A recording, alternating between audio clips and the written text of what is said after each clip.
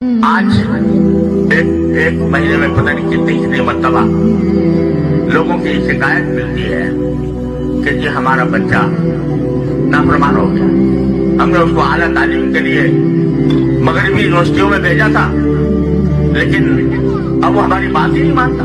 تو اکبر آبادی نے تو مرحوم نے اس زمانے میں کہہ دیا تھا کہ ہم ایسی سب کتابیں قابل ضبطی سمجھتے ہیں, ہم ایسی سب کتابیں قابل ضبطی سمجھتے ہیں کہ جن کو پڑھ کے بیٹے باپ کو خبتی سمجھتے ہیں. تو آج یہ منظر ہمیں نظر آ رہا ہے.